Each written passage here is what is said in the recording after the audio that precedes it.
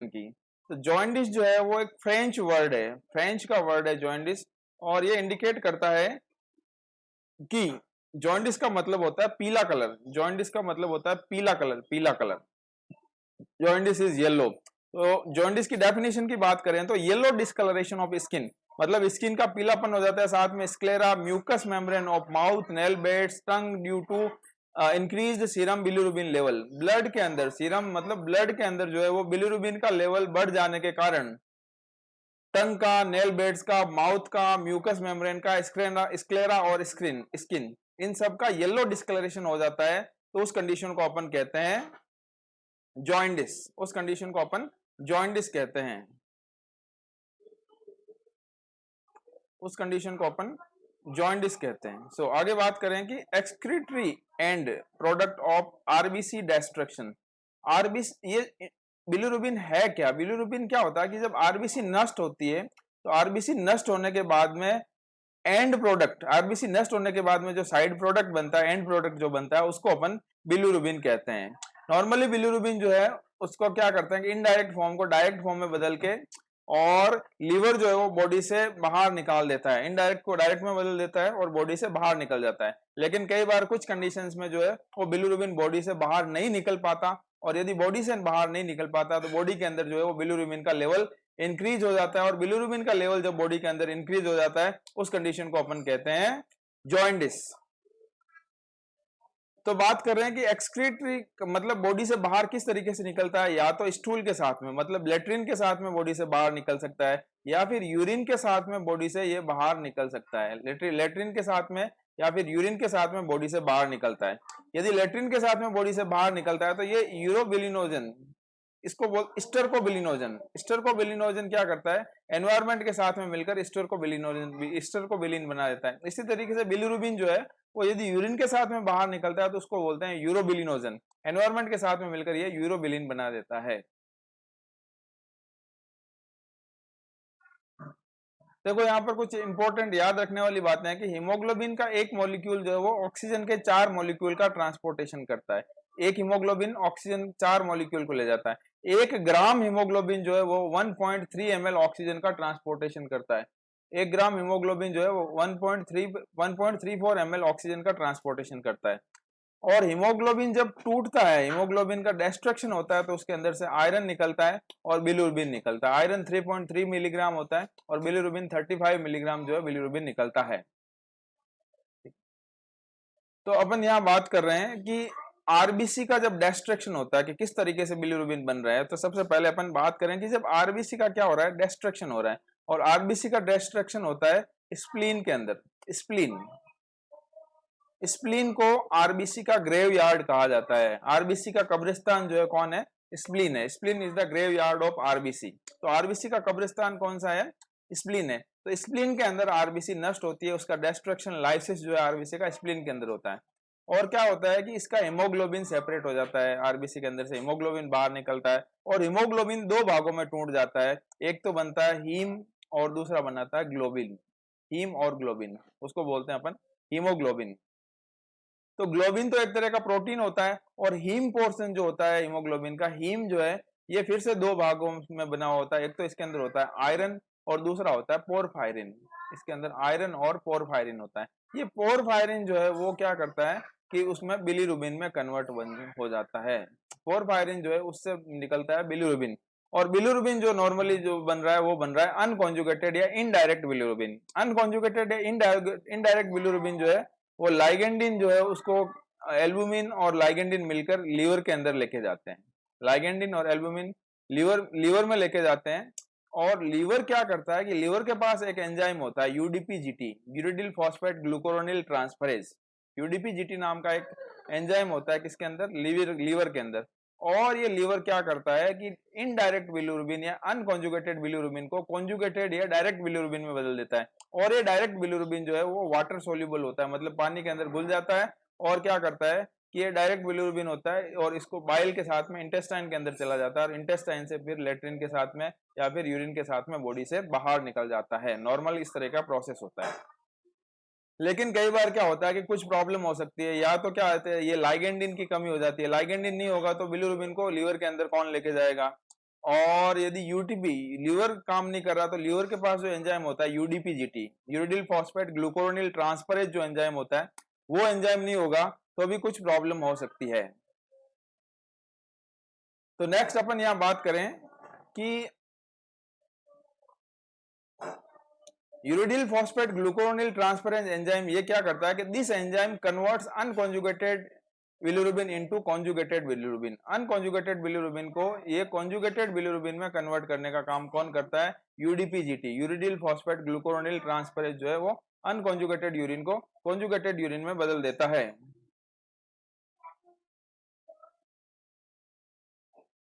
तो नेक्स्ट अपन यहां बात कर रहे हैं कि बिलिरुबिन का लेवल, नॉर्मल बिलिरुबिन कितना होता है बॉडी के अंदर, नॉर्मल बिलिरुबिन का लेवल क्या होता है बॉडी के अंदर। तो नॉर्मल बिलिरुबिन जो है वो 0.2 से लेकर 1.2 मिलीग्राम, 0.2 टू 1.2 मिलीग्राम पर डेसीलीटर जो है वो नॉर्मल बिलिरुबिन होता है। लेकिन जॉइंडिस के अंदर बिलिरुबिन का लेवल एडल्ट्स के अंदर 2 से ज्यादा हो जाता है, बच्चों के अंदर 5 मिलीग्राम पर डेसीलीटर से ज्यादा हो जाता है। ठीक है, 1 मिलीग्राम पर डेसीलीटर होता है 17 मिलीमोल पर लीटर के बराबर। कई बार मिलीमोल पर लीटर के में पूछ लिया जाता है, तो 1 मिलीग्राम पर डेसीलीटर जो होता है वो 17 मिलीमोल पर लीटर के बराबर होता है। 17 मिलीमोल 17 मिलीमोल पर लीटर के बराबर होता है। ठीक है, तो लीवर जो है पर डे, लीवर प्रतिदिन क्या करता है कि 250 से लेकर 400 मिलीग्राम बिलिरुबिन को वो कॉन्जुगेट कर सकता है, मतलब इनडायरेक्ट को डायरेक्ट में बदल सकता है। अब अपन बात कर रहे हैं कि नियोनेटल जॉन्डिस। नियोनेटल जॉन्डिस जो है वो या तो अपन बात करें कि टर्म बच्चे के अंदर हो रहा है, मतलब इस बच्चे का जन्म जो है वो 37 से लेकर 42 वीक के बीच में हुआ है। और प्री टर्म की बात करें तो जिन बच्चे का जन्म मतलब 37 वीक से पहले हुआ है। यदि बच्चा टर्म है तो 60% बेबीज के अंदर जो है जॉन्डिस होने के चांसेस है। और बच्चा यदि प्री टर्म बेबी है, यदि बेबी प्री टर्म है तो प्री टर्म बेबीज के अंदर 80% बच्चों के अंदर जो है वो जॉन्डिस होने के चांसेस रहते हैं। और मैंने कहा कि टर्म बेबीज के अंदर विद इन 24 आवर जो है वो जॉन्डिस अपीयर हो सकता है। फिजियोलॉजिकल जॉन्डिस की अपन बात कर रहे हैं। देखो जॉन्डिस मैंने कहा था 2 तरह के होते हैं, फिजियोलॉजिकल और दूसरा होता है पैथोलॉजिकल। तो नॉर्मल टर्म बेबीज जो है उनके अंदर फिजियोलॉजिकल जॉन्डिस जो है वो कब होता है? विद इन 24 आवर जो है इसके सिम्टम्स आ जाते हैं। नहीं, आफ्टर 24 आवर सिम्टम आते हैं। कब? After 24 hours. यहाँ पर ये इंपॉर्टेंट याद रखने वाली बात है, फिजियोलॉजिकल जॉन्डिस जो होता है उसके अंदर सिम्टम्स जो है 24 घंटे बाद आते हैं। जबकि पैथोलॉजिकल जॉन्डिस जो होता है, पैथोलॉजिकल जॉन्डिस के अंदर जॉन्डिस के सिम्टम्स जो है वो विद इन 24 आवर, 24 घंटे से पहले ही जो है वो सिम्टम्स आ जाते हैं। तो अपन यहाँ बात कर रहे हैं कि टर्म बच्चा जो होता है उसके अंदर 7 से 10 दिन तक रहता है जॉन्डिस, जबकि प्री टर्म बच्चे के अंदर 14 दिन तक रह सकता है। और टर्म बेबीज के अंदर 12 मिलीग्राम पर डेसीलीटर तक जो है वो बढ़ता है, जबकि प्री टर्म बेबी के अंदर 15 मिलीग्राम पर डेसीलीटर तक फिजियोलॉजिकल जॉन्डिस में जो है वो बढ़ सकता है बिलिरुबिन का लेवल। पैथोलॉजिकल जॉन्डिस की बात करें तो पैथोलॉजिकल जॉन्डिस में जो है 24 घंटे से पहले पहले जो है बच्चे के अंदर सिम्टम्स आने लग जाते हैं। 24 घंटे से पहले पहले बच्चा जन्म लेता है और उसके बाद विद इन 24 आवर्स जो है बच्चे के अंदर सिम्टम्स आने लग जाते हैं, किसके? जॉन्डिस के। तो उसका मतलब वो है वो पैथोलॉजिकल जॉन्डिस है। यदि विद इन 24 आवर्स 24 घंटे के अंदर अंदर यदि सिम्टम्स आ रहे हैं तो उसको अपन बोलते हैं पैथोलॉजिकल जॉन्डिस।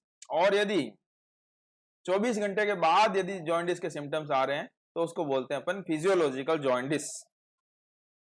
बात करें बिलिरुबिन लेवल की तो पैथोलॉजिकल जॉन्डिस में bilirubin level normal term baby के अंदर 12 से ज्यादा और प्री टर्म बेबी के अंदर 15 से ज्यादा होता है, 15 से ज्यादा हो सकता है। अब देखो involvement of sole and palm, sole और पाम भी जो है वो येलो हो जाते हैं पैथोलॉजिकल जॉन्डिस। ट्रीटमेंट की बात करें तो ट्रीटमेंट जो है वो क्या ट्रीटमेंट दिया जा सकता है? एक तो फोटोथेरेपी दी जा सकती है, कुछ दवाइयां दी जा सकती है और एक्सचेंज ब्लड ट्रांसफ्यूजन दिया जा सकता है। और येलो कलर को चेक करने के लिए क्या करते हैं कि नाक की स्किन जो है उसको दबा के देखा जाता है। नाक की स्किन को दबा के चेक किया जाता है कि जो है वो येलो कलर जो है वो सही है, येलो कलर है या नहीं है। नाक की स्किन को दबा के चेक किया जाता है, येलो कलरेशन। बात करें कारण क्या हो सकते हैं तो कारण खूब सारे हो सकते हैं जॉन्डिस के। देखें कि जैसे कि आरबीसी का लाइसिस हो सकता है तो उसको हिमोलाइटिक जॉन्डिस बोलते हैं अपन। ठीक है, आरबीसी ज्यादा डिस्ट्रक्शन हो रही है, अनकॉन्जुगेटेड बिलिरुबिन बन रहा है, लाइगेंडिन एल्बुमिन मिलके उसको लीवर में लेके जा रहे हैं और वहां ग्लूकोनिल ट्रांसफरेज क्या कर रहा है, अनकॉन्जुगेटेड को कॉन्जुगेटेड बिलिरुबिन में बदल रहा है, कॉमन बाइल डक्ट के द्वारा इंटेस्टाइन में जा रहा है और इससे बॉडी से बाहर निकल जाता है। लेकिन बहुत ज्यादा एक्सेस हीमोलाइसिस हो रहा है, बहुत ज्यादा हीमोलाइसिस वाली कंडीशन होती है, तो ज्यादा बिलिरुबिन बनेगा और बिलिरुबिन ज्यादा बनेगा तो वो जॉन्डिस कोज करेगा। जैसे कि एक्सेस हीमोलाइसिस वाली कंडीशन जो है वो आरएच इनकॉम्पेटिबिलिटी, आरएच इनकॉम्पेटिबिलिटी वाली कंडीशन में जो है एक्सेस हीमोलाइसिस हो सकता है। या मलेरिया की कंडीशन जो होती है, मलेरिया में भी जो है आरबीसी बहुत ज्यादा नष्ट होती है और मलेरिया में भी जो क्या हो सकता है, पेशेंट को जॉन्डिस हो सकता है।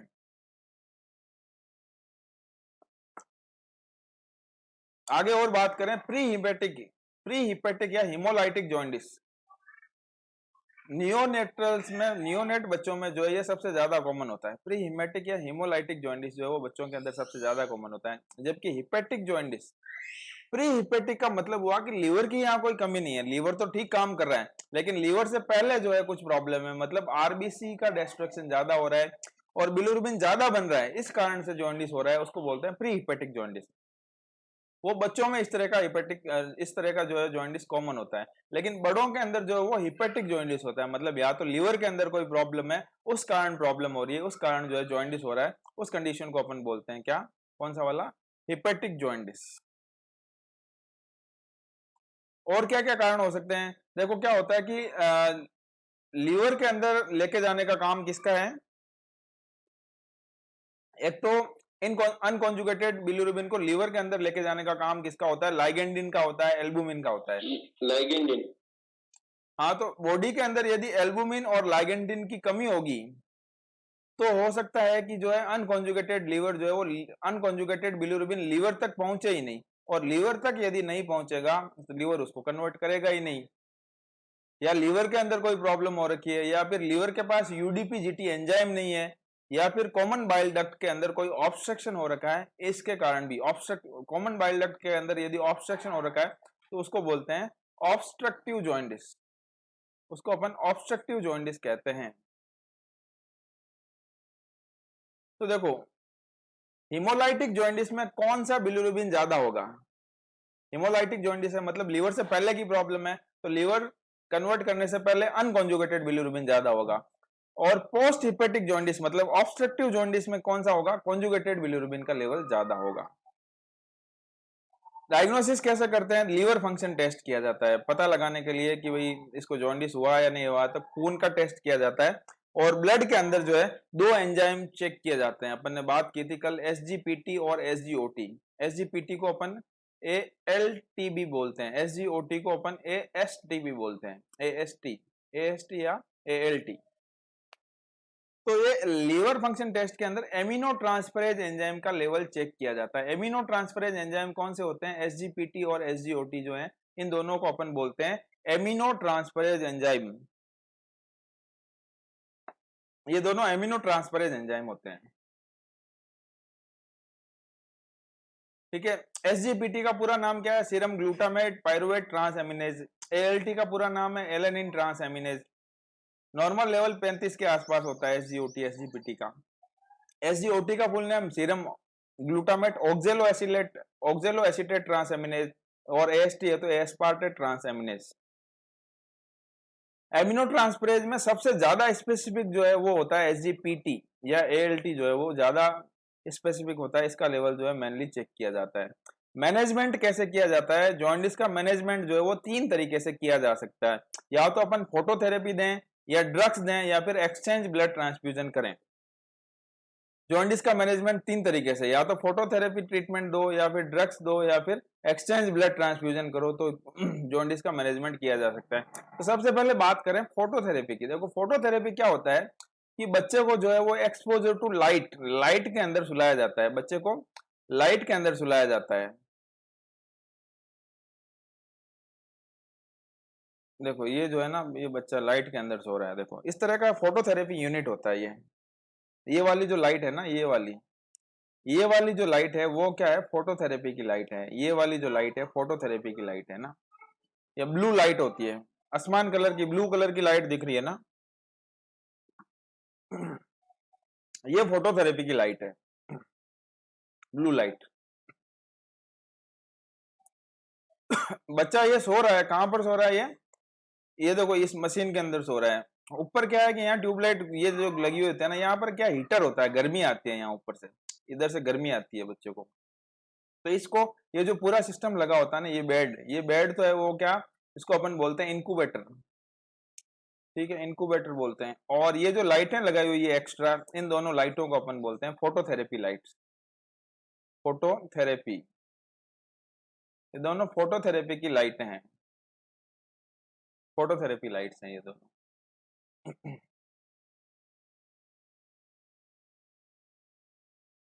तो अपन यहाँ बात कर रहे हैं कि फोटोथेरेपी क्या कर रही है, कि फोटोथेरेपी जो अपन बाहर से जो लाइट दे रहे हैं ना, वो लाइट क्या कर रही है कि लीवर जो काम कर रहा है, मतलब अनकॉन्जुगेटेड बिलीरुबिन, अनकॉन्जुगेटेड बिलीरुबिन को कॉन्जुगेटेड बिलीरुबिन में बदल देती है ये लाइट, ठीक है। तो लीवर जो काम कर रहा होता है वो काम ये लाइट कर देती है।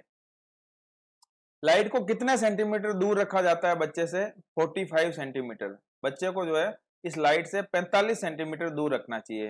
इस बच्चे के और इस लाइट के बीच में दूरी जो है वो 45 सेंटीमीटर होनी चाहिए। 45 की बहुत इंपॉर्टेंस है अपने नर्सिंग के अंदर। कल अपन ने पढ़ा था, आज सुबह ही तो पढ़ा था, 45 सेंटीमीटर जो है वो किसकी अम्बिलिकल कॉर्ड की लेंथ होती है। बच्चे की जो है लेंथ जो है जन्म के ऊपर 45 सेंटीमीटर होती है। और 45 और कुछ पढ़ा था ना, हाँ क्या, एनीमा कैन 45 सेंटीमीटर है। हाँ बिल्कुल, जो है एनीमा जब पेशेंट को देते हैं तो वो भी जो है 45 सेंटीमीटर ऊपर लटकाते हैं। और अपन ने पढ़ा था कि एक साल पर 1 ईयर पे जो है तो 45 सेंटीमीटर होती है। हाँ, हेड सर्कमफेरेंस और चेस्ट सर्कमफेरेंस जो है वो दोनों बराबर हो जाती है और वो 45 सेंटीमीटर होते हैं। तो 45 का बहुत महत्व है। तो यहाँ पर जो है वो यहाँ पर जो है फोटोथेरेपी लाइट जो है उसको कितना दूर रखा जाता है, 45 सेंटीमीटर दूर रखा जाता है बच्चे से। देखो यहाँ पर बच्चे को इस तरीके से इसके अंदर लिटाया जाता है, और बच्चे को जब लिटाते हैं तो बच्चे की जो है आंखें ब्लू लाइट से खराब ना हो जाए, इसलिए बच्चे की आंखें जो है वो पट्टी से कवर कर दी जाती है। और इस तरीके से जेनाइटेल्सिया को भी कवर करके रखा जाता है। और बच्चे की पोजीशन जो है वो थोड़ी थोड़ी देर बाद चेंज करते रहते हैं, नहीं तो एक जगह पे लाइट ज्यादा पड़ेगी और स्किन को कोई डैमेज हो सकता है।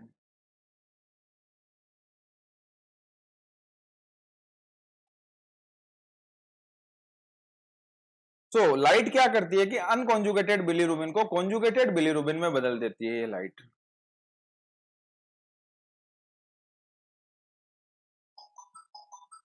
लाइट के अंदर जो है वो 2 लाइट्स होती है, एक ब्लू लाइट होती है और 4 व्हाइट लाइट होती है। ये जो लाइट लगाई हुई होती है ना, इसके अंदर 4 लाइट्स होती है। ये जो लाइट है इसके अंदर, जो लाइट लगाई है इसके अंदर 4 लाइटें होती है। 2 ब्लू लाइटें होती है और 4 व्हाइट लाइटें होती है। इसके अंदर 2 ब्लू लाइटें और 4 व्हाइट लाइटें होती है। सफेद लाइट जो है वो सिर्फ बच्चे को अच्छे से देखने के लिए होती है, कि भाई बच्चा अच्छे से अपने को दिखाई दे, अच्छे बच्चे का ऑब्जर्वेशन कर सकें।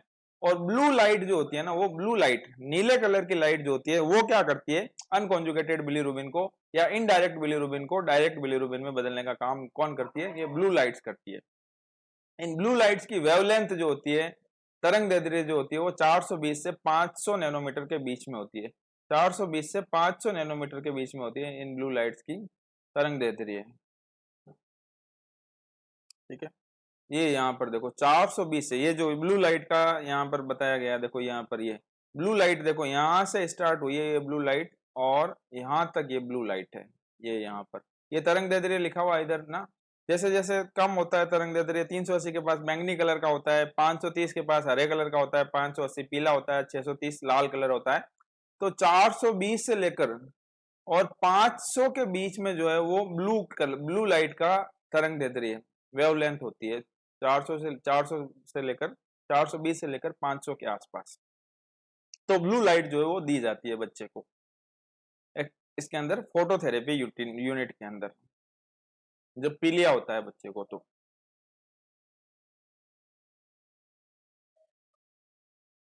ब्लू लाइट में बेबी स्किन का ऑब्जर्वेशन सही से नहीं हो पाता है, इसलिए जो है फोटोथेरेपी के अंदर व्हाइट लाइट भी देते हैं। और फोटोथेरेपी कब बंद कर देनी चाहिए, यदि बच्चे का बिलीरुबिन लेवल 10 से नीचे आ जाता है, 10 से कम हो जाता है, तो फोटोथेरेपी जो है उसको बंद किया जा सकता है। फोटोथेरेपी को बंद किया जा सकता है यदि बच्चे के बिलिरुबिन का लेवल जो है वो 10 से कम आ जाता है, कितने से कम हो जाता है, 10 से कम हो जाता है बिलिरुबिन का लेवल, तो फिर इसको जो है वो बंद किया जा सकता है, फोटोथेरेपी को। फोटोथेरेपी को जो है वो बंद किया जा सकता है यदि बिलिरुबिन का लेवल 10 से कम आ जाता है। तो नर्सेज का क्या रोल होता है जब बिलिरुबिन जब ये थेरेपी दे रहे होते हैं, फोटोथेरेपी दे रहे होते हैं, तो नर्सेज का क्या रोल होता है कि इसमें एक तो ये ध्यान रखना है कि पेशेंट को हाइपरथर्मिया नहीं हो जाए, मतलब लाइट है तो लाइट के कारण जो है पेशेंट को ज्यादा गर्मी हो सकती है और हाइपरथर्मिया हो सकता है, यहाँ पर हाइपरथर्मिया हो सकता है। तो हाइपरथर्मिया को प्रिवेंट, वेसोडाइलेशन है उसका ध्यान रखना चाहिए। हाइपरथर्मिया होगा तो इससे क्या होगा, पसीना आएगा पेशेंट को, पसीना आएगा तो बच्चे को क्या हो जाएगा, डायरिया हो जाएगा, डायरिया हो जाएगा तो आईवी फ्लूइड का एडमिनिस्ट्रेशन किया जा सकता है और पेशेंट को जो है वो आईवी फ्लूइड एडमिनिस्टर किया जा सकता है। कॉम्प्लिकेशंस वेरी इंपॉर्टेंट है। फोटोथेरेपी के कॉम्प्लिकेशंस की बात करें, कॉम्प्लिकेशंस ऑफ फोटोथेरेपी जो है उसके अंदर सबसे इंपॉर्टेंट बात यह है कि कॉम्प्लिकेशंस में एक तो होता है bronze baby syndrome. Bronze baby syndrome, phototherapy की बात कर रहे हैं तो फोटोथेरेपी में जो है ब्रॉन्ज बेबी सिंड्रोम जो है वो मोस्ट कॉमन है, बहुत इंपॉर्टेंट है। मतलब चमड़ी का कलर जो है वो ब्राउन कलर का हो जाता है, भूरे कलर का चमड़ी का स्किन का कलर हो जाता है, उसको अपन बोलते हैं ब्रॉन्ज बेबी सिंड्रोम।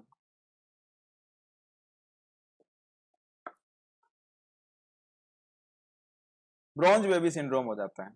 देखो यहाँ पर कुछ और तरीके के सिंड्रोम होते हैं। ब्लू बेबी सिंड्रोम कब होता है, टेट्रोलॉजी ऑफ फेलोट अपन ने जब पढ़ा था ना, ब्लू स्पेल या टेट स्पेल उसके अंदर होता है, उसको अपन ब्लू बेबी सिंड्रोम भी बोलते हैं टेट्रोलॉजी ऑफ फेलोट के अंदर। ग्रे बेबी सिंड्रोम कब होता है, क्लोरेमफेनिकोल, क्लोरेमफेनिकोल दवाई का साइड इफेक्ट होता है तो उस समय जो होता है उसको अपन बोलते हैं ग्रे बेबी सिंड्रोम। क्लोरेमफेनिकोल का साइड इफेक्ट है क्लोरामफेनिकोल, क्लोराम, कॉल करो राम को, क्लोराम, क्लोरेमफेनिकोल जो है उसके अंदर ग्रे बेबी सिंड्रोम हो जाता है। और दूसरा लो बिलिरुबिन का लेवल, यदि मान लो फोटोथेरेपी ज्यादा दे देते हैं तो बिलिरुबिन का लेवल कई बार जो है और ज्यादा कम हो सकता है, नॉर्मल से भी कम हो सकता है, तो उसका भी ध्यान रखना होता है। जेनाइटल ऑर्गन्स एंड आईज को कवर करके रखना होता है, जेनाइटल ऑर्गन्स को, आईज को। Frequent change in position every 2 hourly, प्रत्येक 2 घंटे में जो है वो बच्चे की पोजीशन भी चेंज करनी होती है, प्रत्येक 2 घंटे के अंदर बेबी की पोजीशन भी चेंज करनी होती है। तो ये हो गया अपना फोटोथेरेपी। अब जो है अपन बात करें कि बच्चा जो है उसको यदि जॉन्डिस हुआ है तो जॉन्डिस के ट्रीटमेंट के लिए अपन फिनोबार्बिटोन जो है वो ड्रग्स, कुछ और ड्रग्स दिए जाते हैं, जैसे कि फिनोबार्बिटोन ड्रग दिया जाता है। ये फिनोबार्बिटोन क्या करता है, यूडीपीजीटी एंजाइम है उसकी एक्टिविटी को बढ़ा देता है, फिनोबार्बिटोन यूडीपीजीटी की एक्टिविटी को बढ़ा देता है। तो जनरली क्या करते हैं कि ड्रग्स भी देते हैं और साथ में फोटोथेरेपी भी दी जाती है फॉर 24 आवर्स। कोलेस्ट्रामाइन ड्रग भी दिया जाता है, ये क्या करता है कि एंटेरोहेपेटिक सर्कुलेशन को वो प्रिवेंट करता है, ठीक है। और मेटेलोफायरिन, ये क्या होता है कि डिक्रीज्ड बाइल पिगमेंट प्रोडक्शन, ये मेटेलोफेरिन भी दिया जाता है, कई बार कुछ पेशेंट्स को मेटेलोफायरिन दिया जाता है। मेटेलोफायरिन क्या करता है, decrease the bile pigment production, bile के पिगमेंट का प्रोडक्शन कम कर देता है, ठीक है ना। ये पोरफायरिन को बिलिरुबिन में बदलने से ही रोक देता है, बिलिरुबिन बनेगा ही नहीं तो क्या होगा, जॉन्डिस होने के चांसेस कम हो जाएंगे। एंजाइम जो है वो हीम ऑक्सीजनेज की लेवल एक्टिविटी को कम कर देता है। एंटेरोहेपेटिक सर्कुलेशन होता क्या है कि इंटेस्टाइन्स जो है उसके अंदर क्या होता है, कॉन्जुगेटेड इनडायरेक्ट बिलिरुबिन होता है, उसको बीटा ग्लूकोरोनिडेज एंजाइम क्या करता है कि अनकॉन्जुगेटेड बिलिरुबिन में बदलता है और ये फिर से वापस ब्लड में डाल देता है। एक और तरह का ट्रीटमेंट होता है, उसको अपन बोलते हैं exchange blood transfusion, EBT. Exchange blood transfusion क्या होता है कि भाई बिलिरुबिन का लेवल कहां पर ज्यादा है, ब्लड के अंदर ही तो ज्यादा है, तो एक तरह का और ट्रीटमेंट किया जा सकता है जिसको अपन बोलते हैं एक्सचेंज ब्लड ट्रांसफ्यूजन। ये एक्सचेंज ब्लड ट्रांसफ्यूजन में क्या करते हैं कि पेशेंट का जो खुद का ब्लड है उसको तो निकाल लिया जाता है और बच्चे को नया ब्लड चढ़ा दिया जाता है। तो जैसे ही ब्लड बाहर निकालेंगे, ब्लड के साथ में क्या होगा, बिलिरुबिन भी बाहर निकल जाएगा, और बिलिरुबिन बाहर निकल जाएगा और बच्चे को नया ब्लड चढ़ाया। इसमें क्या प्रोसेस होता है कि एक साथ में सारा ब्लड नहीं निकालते, थोड़ा ब्लड निकाला उसके बाद में फिर से नया ब्लड चढ़ाया, फिर से ब्लड निकाला, फिर से नया ब्लड चलाया, और ये प्रोसीजर जो है वो कहाँ से करते हैं, अम्बिलिकल कॉर्ड वाली जगह से।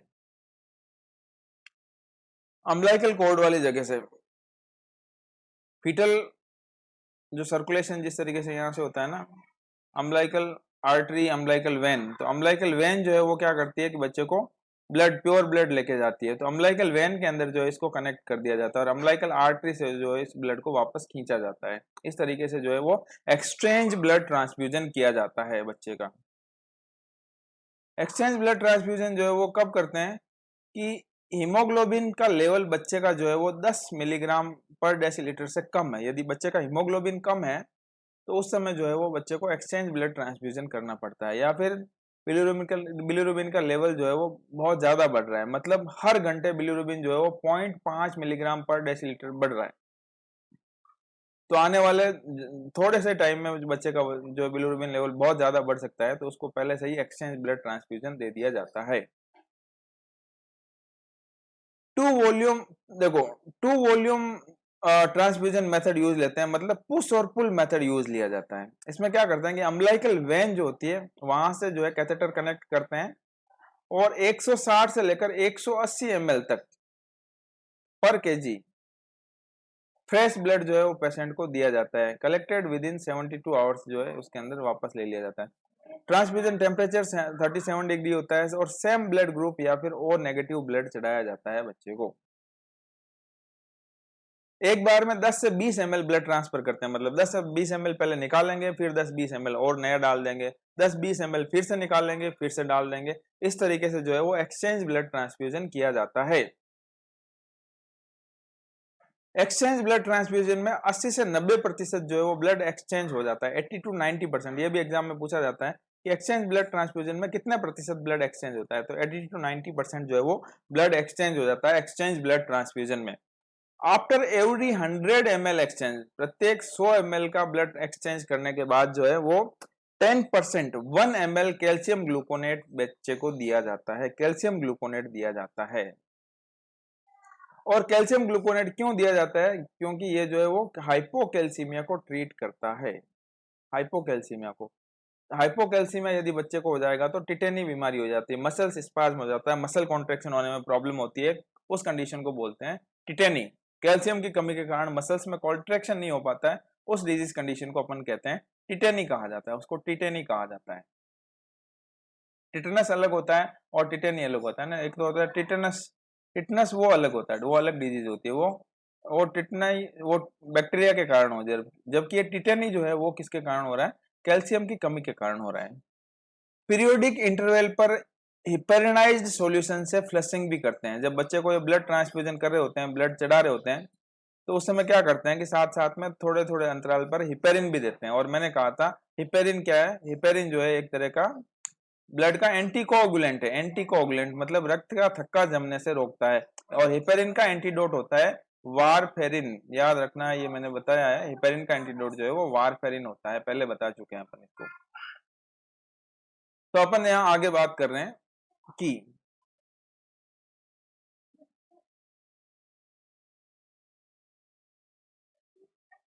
देखो जॉइंटिस में बात कर रहे हैं ब्रेस्ट फीडिंग की, तो it is failure of breast feeding. Breast feeding jaundice, यदि ब्रेस्ट फीडिंग जॉइंटिस का मतलब होता है it is failure of breast feeding which causes jaundice. यदि ब्रेस्ट फीडिंग अच्छे से नहीं करवा पा रहे हैं उसके कारण यदि बच्चे को जॉइंटिस हो रहा है तो ये ब्रेस्ट फीडिंग का फेलियर है, ठीक है, उसको अपन बोलते हैं ब्रेस्ट फीडिंग जॉइंटिस।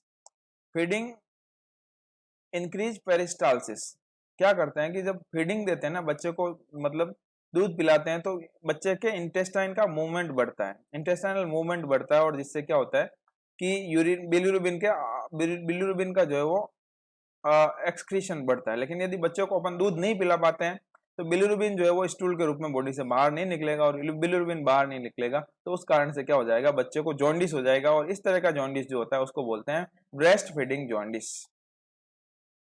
दूसरा एक और तरह का जॉन्डिस होता है, उसको अपन बोलते हैं ब्रेस्ट मिल्क जॉन्डिस। इसको अपन बोलते हैं ब्रेस्ट मिल्क जॉन्डिस। क्या बोलते हैं, ब्रेस्ट मिल्क जॉन्डिस। ये ब्रेस्ट मिल्क जॉन्डिस जो है उसकी बात कर रहे हैं अपन। तो ब्रेस्ट मिल्क जॉन्डिस क्या होता है कि बच्चे को ब्रेस्ट मिल्क देते हैं तो जॉन्डिस हो जाता है, उस कंडीशन को बोलते हैं ब्रेस्ट मिल्क जॉन्डिस। ये एक तरह का बायोकेमिकल फिनोमिना है। ब्रेस्ट मिल्क में केमिकल कंपोनेंट होते हैं प्रेनेंडायोल, ये क्या करता है कि यूडीपीजीटी जो है उसकी एक्टिविटी को कम कर देता है। यूडीपीजीटी की एक्टिविटी कम हो जाएगी तो जो है बिलिरुबिन अनकॉन्जुगेटेड से कॉन्जुगेटेड में नहीं बदल पाएगा और क्या हो जाएगा, बच्चे को जॉन्डिस होने के चांसेस रहते हैं। तो ये अपना जॉन्डिस का टॉपिक यहाँ कंप्लीट होता है। नेक्स्ट अपन यहाँ बात कर रहे हैं LBW baby, low birth weight baby के बारे में। एलबीडब्ल्यू बेबी के बारे में बात करें, लो बर्थ वेट बेबी के बारे में बात कर रहे हैं।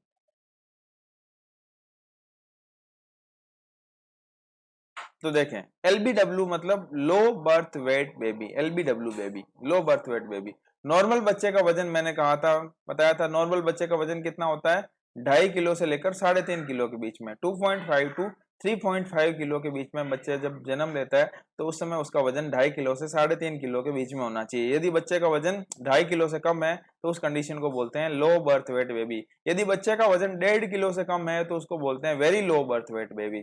और बच्चे का वजन यदि 1 किलो से भी कम है तो उस कंडीशन को कहा जाता है extreme low birth weight baby. उस कंडीशन को अपन बोलते हैं extreme LBW baby, extreme low birth weight baby कहा जाता है। तो यहाँ अपन बात करें कि 40% बेबी, 40% जो बच्चे होते हैं उनमें वजन नॉर्मल से कम होता है, मतलब 2.5 किलो से वजन कम होता है। तो प्री टर्म बेबी की बात करें, देखो यहाँ पर बात आ रही है प्री टर्म। प्री टर्म का मतलब होता है 37 वीक से पहले यदि बच्चे का जन्म हो रहा है, 37 वीक से पहले यदि बच्चे का जन्म हो रहा है तो उस कंडीशन को अपन बोलते हैं preterm, preterm baby. Before 37 completed week से पहले यदि बच्चे का जन्म हो रहा है तो उस बच्चे को अपन प्री टर्म बेबी कहते हैं। देखो प्री टर्म बेबी या तो स्पॉन्टेनियस हो सकता है या फिर इंड्यूस्ड। इंड्यूस्ड कब हो सकता है, कोई डिजीज कंडीशन हो सकती है, मतलब इंड्यूस्ड मतलब अपनी इच्छा से यदि बच्चे का 36 वीक से पहले जानबूझ के यदि बच्चे का डिलीवर करवाया गया है तो उस कंडीशन को बोलते हैं इंड्यूस्ड। तो इसमें जैसे कि प्री एक्लेम्सिया वाली डिजीज कंडीशन है, एक्लेम्सिया है, पॉलीहाइड्रोएमनियोज है, या फिर मदर की ओल्ड एज है, या पहले की कोई हिस्ट्री है, या फिर कोई इन्फेक्शन हो गया है, तो ये बच्चे की डिलीवरी जो है वो 37 वीक से पहले करवाई जा सकती है। तो यदि प्री टर्म बेबी होता है, बच्चा प्री टर्म होता है या लो बर्थ वेट बेबी है, तो प्री टर्म बेबी के अंदर पहले 48 घंटे में बच्चे की डेथ के चांसेस ज्यादा रहते हैं, बच्चे के मरने के चांसेस ज्यादा रहते हैं फर्स्ट 48 आवर्स में। फर्स्ट 48 आवर्स में जो है बच्चे की डेथ के चांसेस ज्यादा रहते हैं। कौन से बच्चे में, यदि बच्चा जो है वो प्री टर्म बेबी है तो उसका जो है डेथ के चांसेस ज्यादा रहते हैं फर्स्ट 48 आवर्स के अंदर। कब रह रहे हैं, फर्स्ट 48 आवर्स के अंदर बच्चे की डेथ के चांसेस ज्यादा हैं,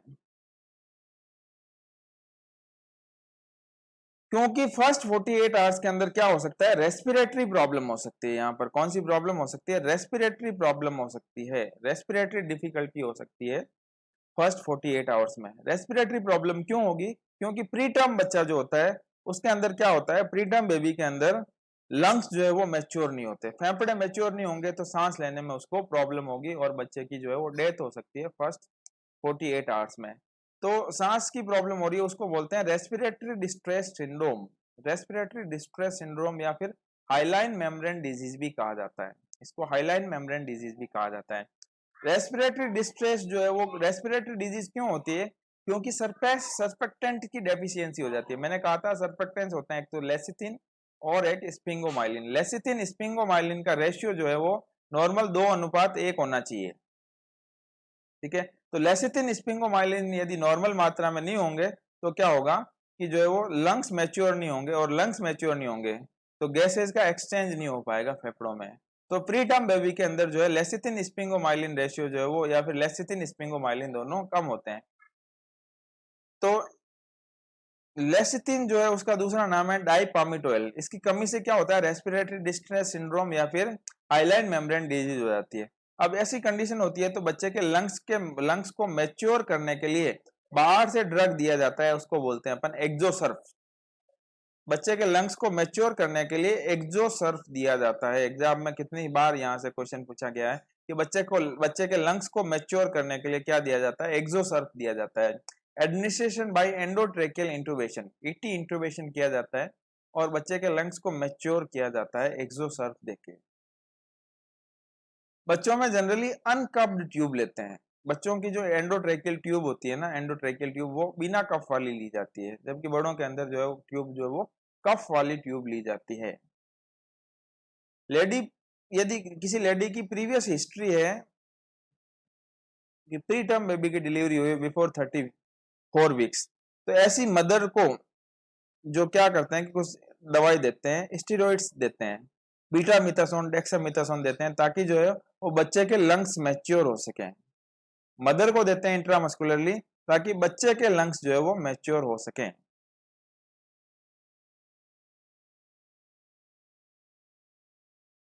उसके बाद अपन बात करते हैं कैरेक्टरिस्टिक्स ऑफ प्रीटर्म।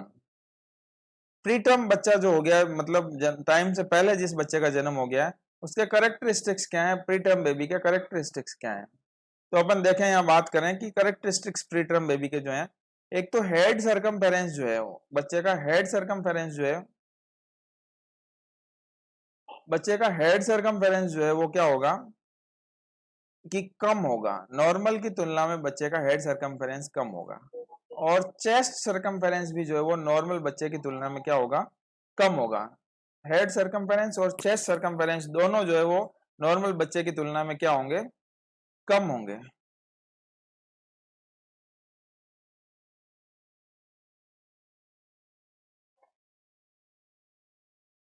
सो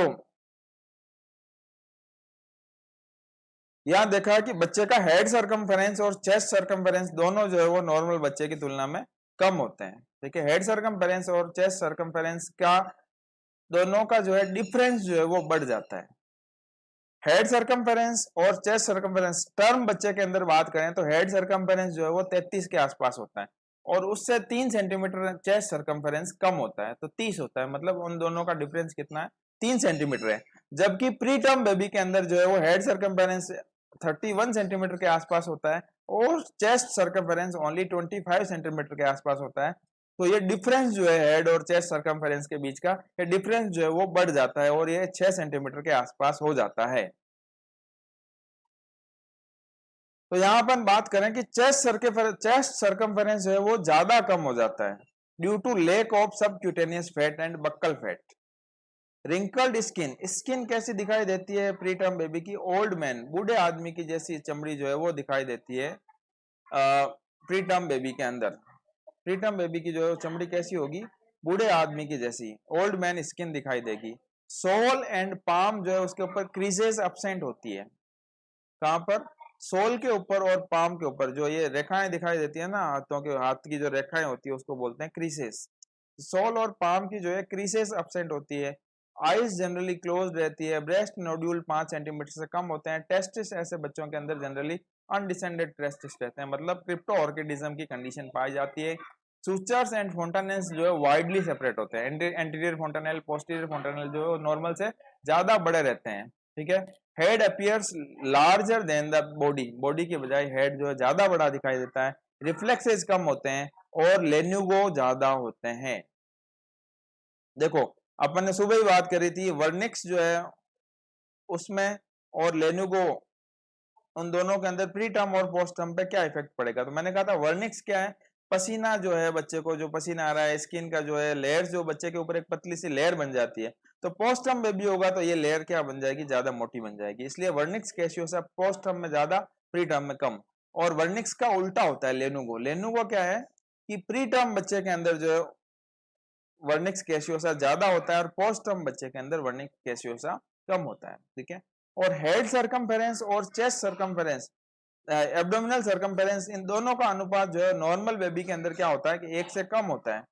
लेकिन यहाँ पर प्री टर्म बेबी के अंदर जो है वो हेड सरकमफेरेंस और एब्डोमिनल सरकमफेरेंस का अनुपात जो है वो 1 से ज्यादा होता है।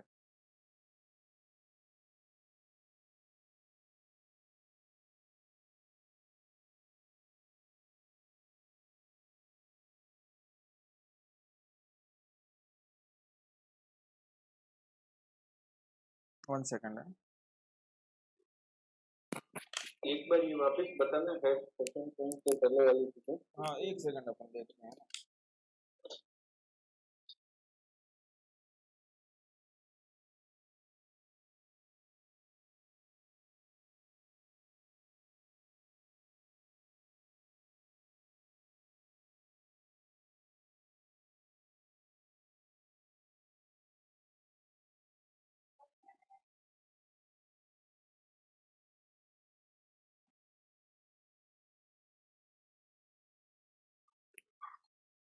सो अपन देख रहे थे हेड सरकमफेरेंस और चेस्ट सरकमफेरेंस। देखो क्या हो रहा है कि हेड सरकमफेरेंस जो है ना वो नॉर्मल बच्चे के अंदर तो कितना होता है 33 होता है, और एब्डोमिनल सरकमफेरेंस जो है वो 1 सेंटीमीटर के आसपास, मतलब थोड़ा सा ज्यादा होता है, ठीक है ना। तो वो हो गया 33 और 34। तो 33 में 34 का भाग देंगे तो क्या होगा, 1 से कम होगा, ठीक है। अब बच्चा जो प्री टर्म बेबी है उसके अंदर क्या होगा कि हेड सरकमफेरेंस थोड़ा कम हो जाएगा और एब्डोमिनल सरकमफेरेंस और ज्यादा कम हो जाएगा। तो 31 के अंदर 28 का भाग देंगे तो 1 से ज्यादा आएगा ये। तो इस तरीके से जो है हेड सरकमफेरेंस और एब्डोमिनल सरकमफेरेंस का अनुपात जो है वो प्री टर्म बेबी के अंदर 1 से ज्यादा होता है, जबकि नॉर्मल बेबी के अंदर 1 से कम होता है, ठीक है। Okay okay.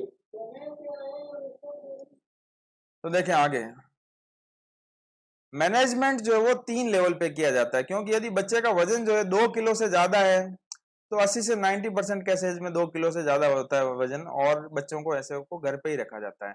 यदि बच्चे का वजन 1.5 से 2 किलो के बीच में 10 से 15% केसेज होते हैं, और बच्चे का वजन यदि 1.5 किलो से भी कम है, ऐसे केसेज जो है वो 3 से 5% केसेज होते हैं, ठीक है। तो जो सेकंड है, मतलब बच्चे का वजन 1.5 से लेकर 2 किलो के बीच में है, उसको अपन बोलते हैं मॉडरेट केसेज। और ऐसे केसेस में बच्चे को आईवी फ्लूइड देते हैं, बच्चे को वार्मर में रखना जरूरी है, रिसक्सिटेशन भी कई बार करना पड़ता है, और ऑक्सीजन भी देनी पड़ती है। ऑक्सीजन जो है हुड के द्वारा देते हैं, 5 लीटर पर मिनट के आसपास ऑक्सीजन देनी पड़ती है बच्चे को। और थर्ड लेवल, मतलब बच्चे का वजन जो है यदि 1.5 किलो से कम है, कितना, 1.5 किलो से वजन कम है, तो ऐसे बच्चे को एनआईसीयू में, नियोनेटल इंटेंसिव केयर यूनिट के अंदर रखना पड़ता है। उसको जो है नियोनेटल इंटेंसिव केयर के अंदर रखना पड़ता है, वेंटिलेशन देना पड़ता है, वार्मर में रखना पड़ता है, ऑक्सीजन देना पड़ता है, और बच्चे को सक्शनिंग भी करनी पड़ती है। कैलोरीज की बात करें तो अप टू 1 वीक के अंदर जो है 60 kilo calorie per KG per day चाहिए होता है बच्चे को। Feeding by syringe method, syringe के द्वारा जो है वो फीडिंग करवाई जाती है जैसे प्री टर्म बेबीज को, और 1 वीक के बाद में जो है वो 120 से लेकर 150 kilo calorie per KG per day दिया जाता है। फ्लूइड रिक्वायरमेंट्स 100 से लेकर 120 ml पर केजी पर डे दिया जाता है, और ये कंडीशंस पे वेरी करता है। इसके साथ में यदि फोटोथेरेपी चल रही है तो 20 से 40 ml पर केजी पर डे, और वार्मर पे चल रहा है तो इतना एक्स्ट्रा देना होता है। बात कर रहे हैं इंट्रा यूटेराइन ग्रोथ रिटार्डेशन।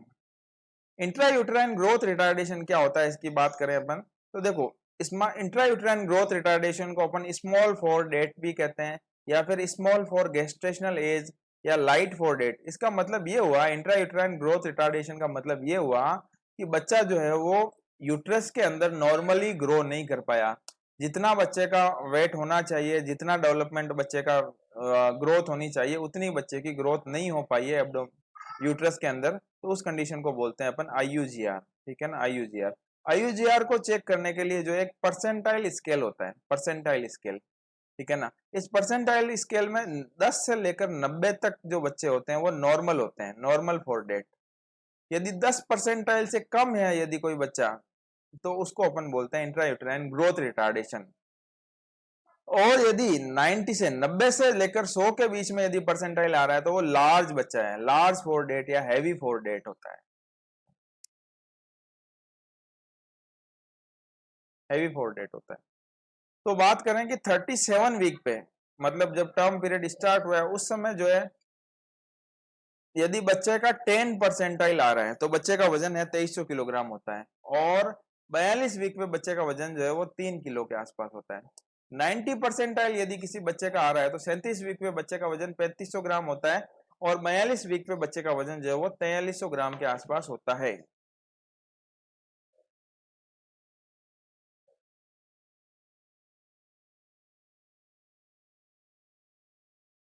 बच्चों में पतलेपन को नापने के लिए एक स्केल काम में लिया जाता है जिसको अपन बोलते हैं पॉन्ड्रल इंडेक्स। पॉन्ड्रल इंडेक्स बड़ों के अंदर जिस प्रकार से बॉडी मास इंडेक्स चेक किया जाता है, उसी तरीके से बच्चों के अंदर जो है वो पॉन्ड्रल इंडेक्स चेक किया जाता है। इसे रोहरर इंडेक्स भी कहा जाता है, रोहरर इंडेक्स या पॉन्ड्रल इंडेक्स काम में लेते हैं बच्चों के अंदर। एडल्ट के लिए क्या होता है कि बॉडी मास इंडेक्स जो होता है वो ज्ञात करने के लिए क्या करते हैं कि वजन लिखते हैं किलो में, और नीचे हाइट लिख देते हैं मीटर में, और उसका स्कोर करके और निकाल लेते हैं। तो यहाँ पर क्या करना है कि बच्चों का जब पॉन्ड्रल स्केल ज्ञात करते हैं तो ऊपर वेट लिखते हैं किलो में, नीचे हाइट लिखते हैं मीटर में और हाइट का क्यूब कर देते हैं और वैल्यू निकाल ली जाती है। अब अपन बात कर रहे हैं कि इंट्रा यूटेराइन ग्रोथ रिटार्डेशन जो हो रही है वो दो तरह की हो सकती है। 80% केसेज में, 80% केसेज के अंदर इंट्रा यूटेराइन ग्रोथ रिटार्डेशन जो हो रही है वो माल न्यूट्रिशन के कारण हो रही है। माल न्यूट्रिशन हो रहा है, मदर जो है वो अच्छा सा भोजन नहीं कर रही है या फिर कोई और प्रॉब्लम हो रही है, बच्चे को जो है फीटस के अंदर न्यूट्रिशन नहीं मिल रहा है अच्छे से, तो उस कंडीशन को बोलते हैं माल न्यूरिश्ड कंडीशन। और जबकि 20% केसेज, 20% केसेज जो है उनको अपन बोलते हैं हाइपोप्लास्टिक कंडीशन।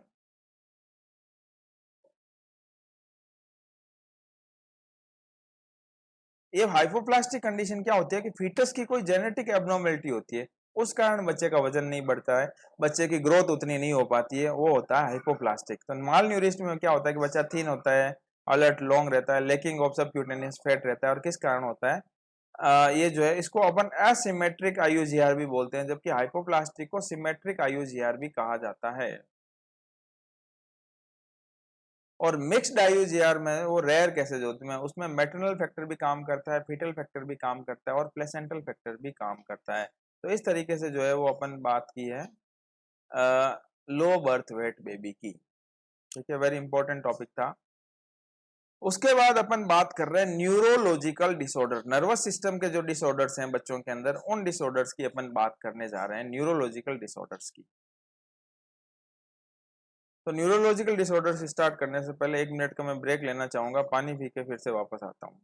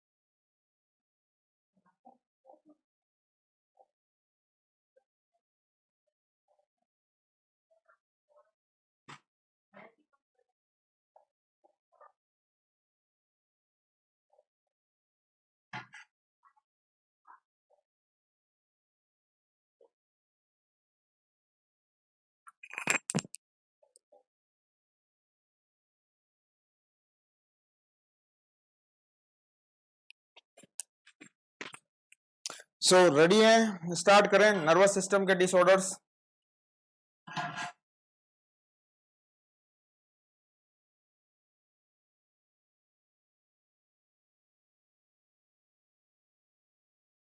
आवाज आ रही है महेंद्र जी, धनराज? जी आ रही। ठीक है, चलो स्टार्ट करते हैं। तो न्यूरोलॉजिकल डिसऑर्डर्स की अपन बात करें, न्यूरोलॉजिकल डिसऑर्डर्स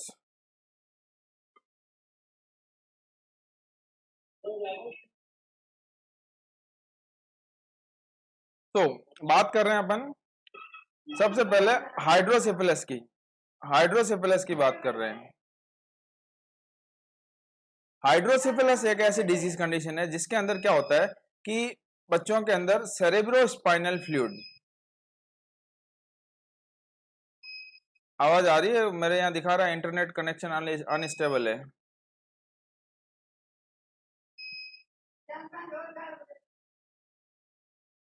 महेंद्र जी सुन पा रहे हैं आप मुझे?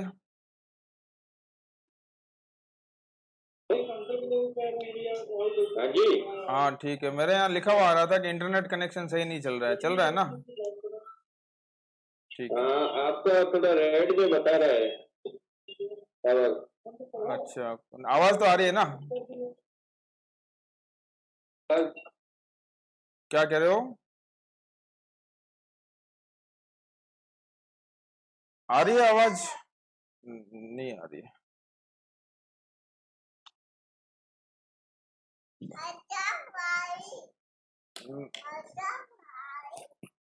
एक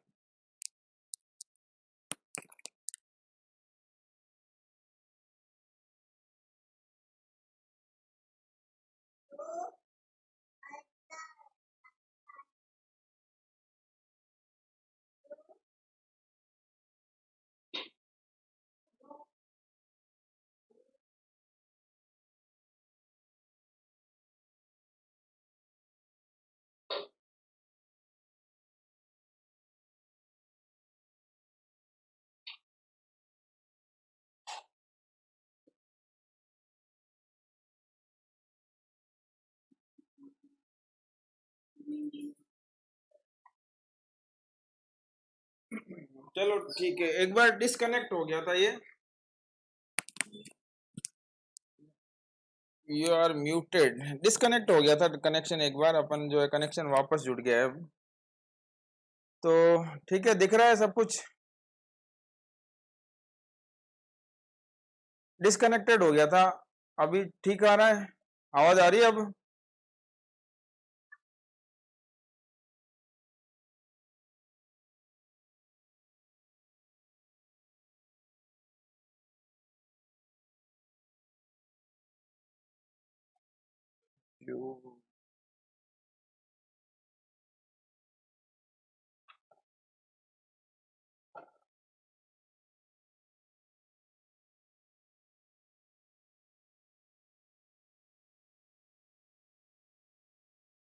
हाँ सर, आवाज आ रही है? ठीक है, स्टार्ट करें आगे?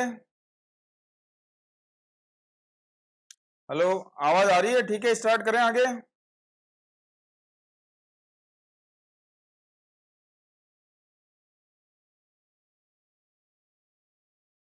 Mahendra ji, do you able to hear मी?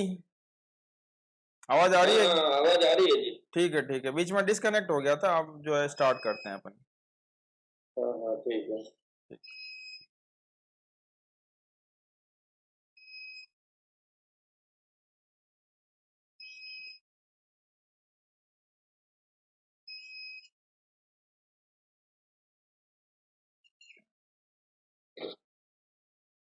तो अपन यहाँ बात कर रहे हैं कि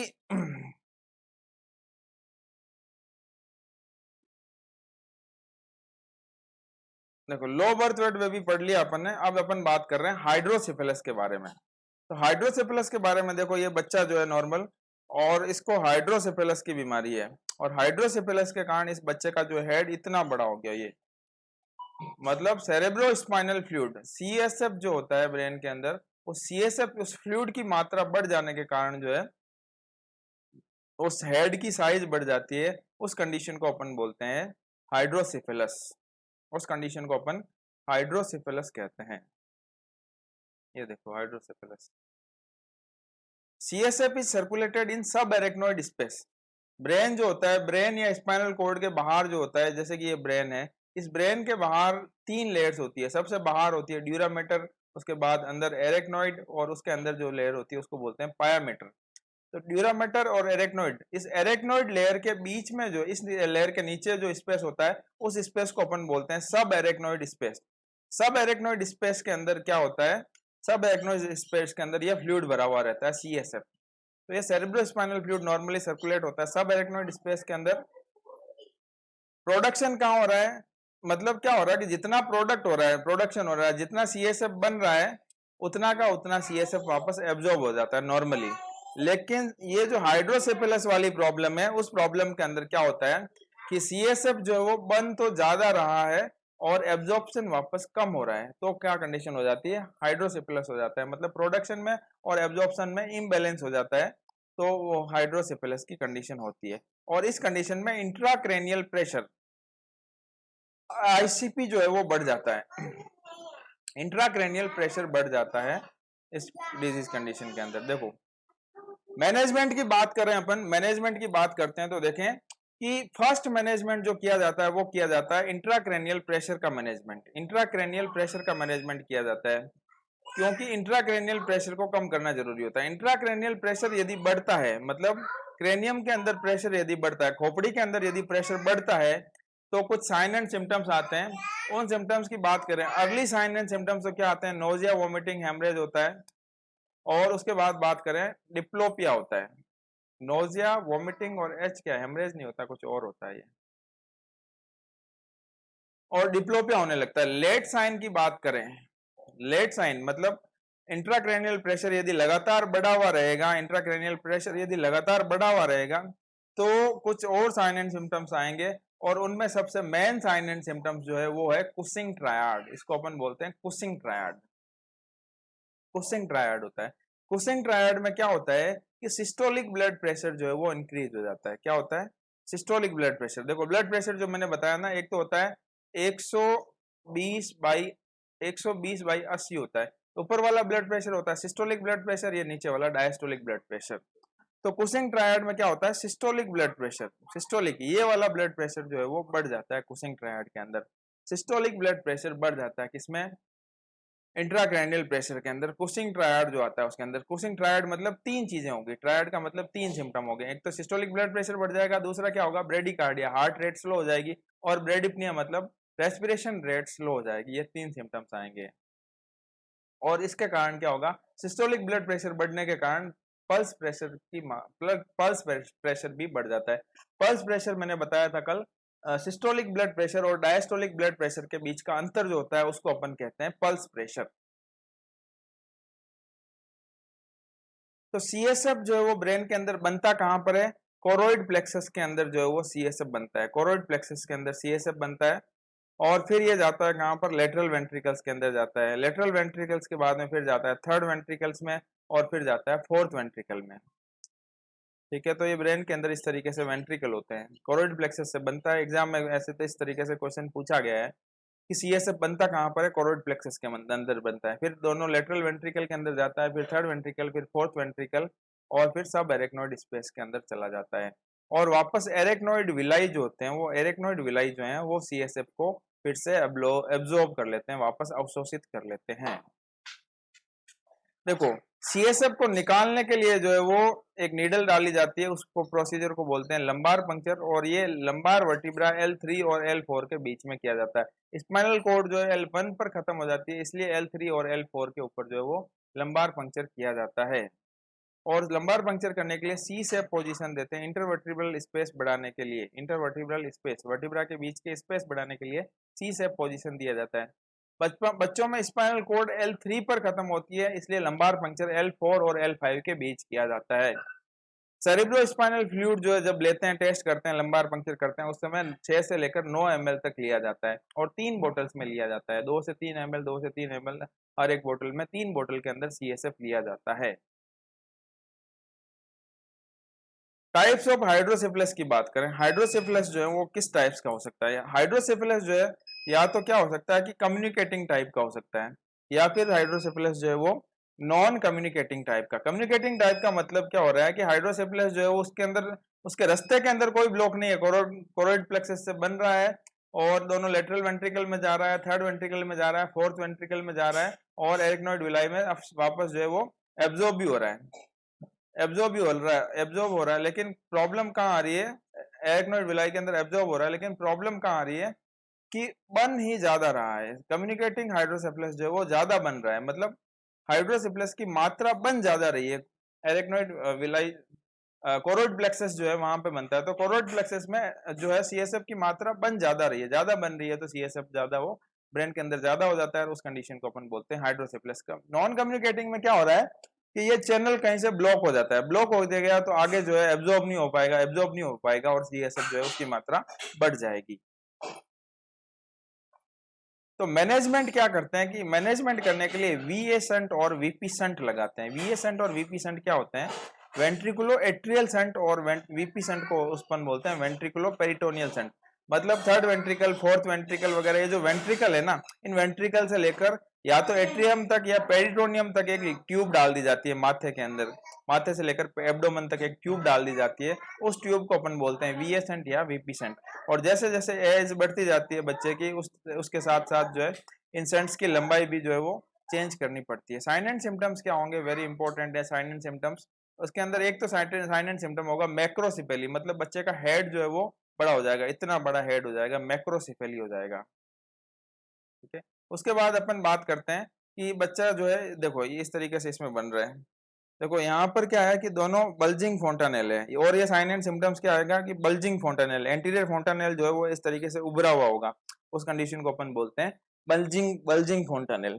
और देखो यहाँ पर क्या होता है कि ये जो लेटरल, दोनों लेटरल वेंट्रिकल है ना, इनमें से क्या करते हैं कि एक ट्यूब डाल दी जाती है और इस ट्यूब को जो है अपन नीचे या तो हार्ट एट्रिया से जोड़ देते हैं या पेरिटोनियम से जोड़ देते हैं। एट्रिया से जोड़ते हैं तो इसको बोलते हैं वीएसएंट, और यदि इसको पेरिटोनियम से जोड़ते हैं तो इसको वीपी शंट बोलते हैं। चमड़ी के अंदर अंदर ऐसी एक ट्यूब डाल दी जाती है।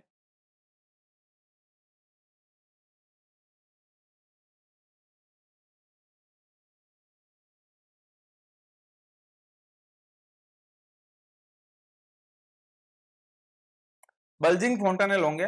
और नेक्स्ट बहुत इंपॉर्टेंट साइन एंड सिम्टम है, इसको बोलते हैं अपन cracked pot sound. Cracked pot sound जिसको मैक्वेन साइन भी कहा जाता है, मैक्वेन साइन या cracked pot sound very very important है। मैक्वेन साइन या क्रैक्ड पॉट साउंड होता है। और सनसेटिंग आइज होती है, हाई पिच क्राई होती है। सनसेटिंग आइज कैसी होती है? देखो ये सनसेटिंग आइज, ये देखो आंखें ऐसी, ये सनसेटिंग आइज है इस तरीके की। मतलब सूरज जब डूब रहा होता है ना, मतलब सूरज ये जो है आधा सूरज नीचे चला गया और आधा सूरज बाहर दिखाई दे रहा है, सनसेट हो रहा है, उसी तरीके से जो आंखें हैं इस तरीके से दिखाई देती है, सनसेटिंग आइज, इसको बोलते हैं सनसेटिंग आइज। और हाई पिच क्राई होती है। मैनेजमेंट क्या करते हैं कि फर्स्ट मैनेजमेंट जो है वो इंट्राक्रैनियल प्रेशर कम करना होता है, ठीक है, और साथ में वीए शंट वीपी शंट लगाते हैं। सेकंड मैनेजमेंट है इन्फेक्शन से बचाना। और थर्ड मैनेजमेंट है स्किन इंटेग्रिटी को बनाए रखना, क्योंकि जो है स्किन इतने तरीके से फूल गई है और स्किन जो है उसको टूटने के चांसेस बहुत ज्यादा है। तो स्किन की इंटेग्रिटी को बनाए रखने के लिए भी जो है वो जो है नर्सेज को ध्यान देना चाहिए। वीए शंट और वीपी शंट करते हैं। और लेटरल वेंट्रिकल, ठीक है साहब। ब्लड प्रेशर को नहीं, इंट्राक्रैनियल प्रेशर को डिक्रीज करने के लिए फाउलर पोजीशन भी कई बार दी जाती है, हेड को थोड़ा ऊपर कर दिया जाता है, उसको फाउलर्स पोजीशन अपन बोलते हैं। इफ वीए एंड वीपी शंटिंग कर रखी है और यदि राइट वेंट्रिकल में शंट है तो लेफ्ट लेटरल पोजीशन देते हैं, मीन्स सेम साइड पोजीशन देते हैं। जिस साइड शंट का जो लगा रखी है ट्यूब, उस साइड की पोजीशन जो है वो दी जाती है, ठीक है। संटिंग कर रखी है तो सुपाइन पोजीशन दे, यदि संटिंग नहीं कर रखी है तब तो सेम साइड पोजीशन देनी है, और संटिंग नहीं कर रखी है तो सुपाइन पोजीशन देनी है। हेड सर्कमफेरेंस भी चेक करते रहते हैं और मैनिटोल दिया जाता है पेशेंट को। तो ये होते हैं हाइड्रोसेफलस। उसके बाद अपन बात कर रहे हैं मेंटल रिटार्डेशन की। मेंटल रिटार्डेशन मतलब जो पागल जिसको अपन बोलते हैं। हेलो। हाँ जी। अरे यार वो पोजीशन थोड़ी वापस बताओ सर। हाँ हाँ बिल्कुल। पोजीशन कौन सी कब और कैसे दी जाती है? मैं थोड़ा कोई पेशेंट आ गया था। एक मिनट।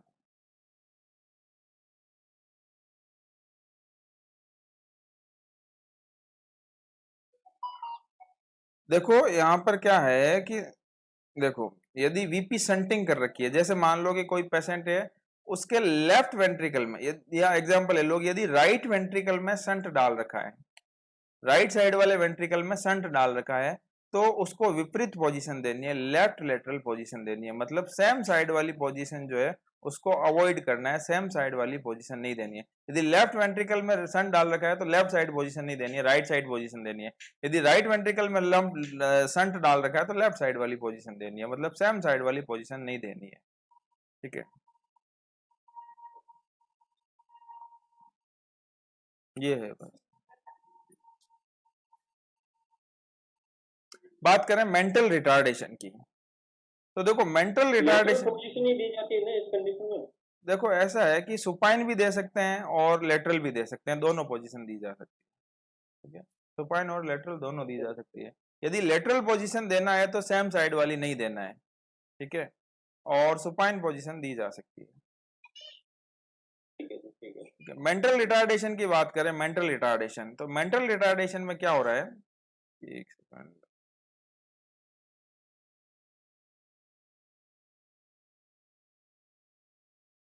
देखो मेंटल रिटार्डेशन की बात करें तो मेंटल रिटार्डेशन मतलब दिमाग जो है वो काम नहीं कर रहा है, बच्चे का दिमाग जो है वो कम काम कर रहा है, मतलब इंसान क्या है, भोंदू है, दिमाग काम नहीं करता है, और उस कंडीशन को अपन बोलते हैं मेंटल रिटार्डेशन। मेंटल रिटार्डेशन में बच्चे का इंटेलिजेंस जो है, इंटेलिजेंस क्वोशेंट जो है वो 70 से कम होता है।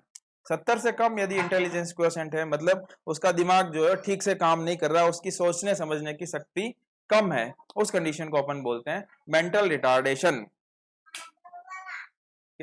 मेंटल रिटार्डेशन को अपन, रिटार्डेड पेशेंट को मेंटली हैंडीकैप्ड बोलते हैं, मेंटली चैलेंज्ड बोलते हैं, और कॉग्निटिव इंपेयरमेंट भी बोला जाता है।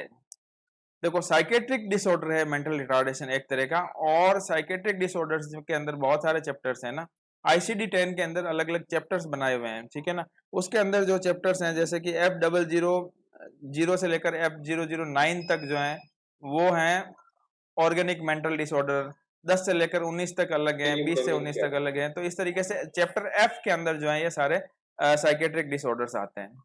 बात कर रहे हैं IQ level in is low. IQ level क्या, आईक्यू चेक कैसे करते हैं, इंटेलिजेंस क्वोशेंट कैसे चेक किया जाता है, इसको चेक करने के लिए एक फॉर्मूला दिया गया था बिनेट के द्वारा।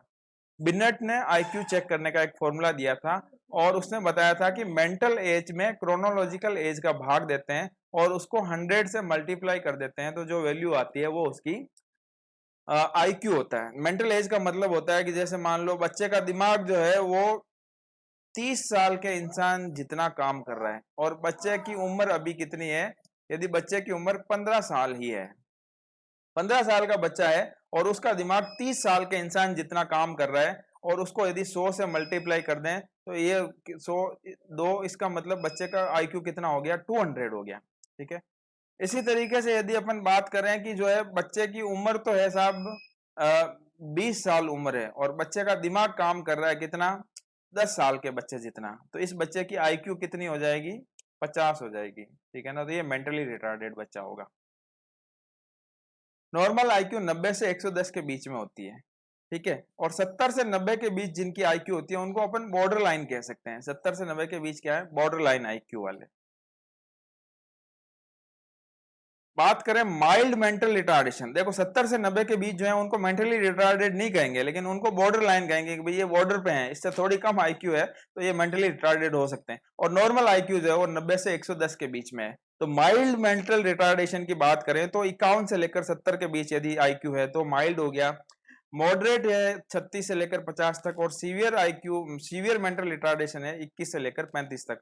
और यदि 20 से भी कम आईक्यू है, 20 से कम आईक्यू है तो उनको बोलते हैं इडियट, प्रोफाउंड, ठीक है ना। 50 से 70 जो है उनको एजुकेबल, मतलब इनको थोड़ा कुछ सिखाया जा सकता है।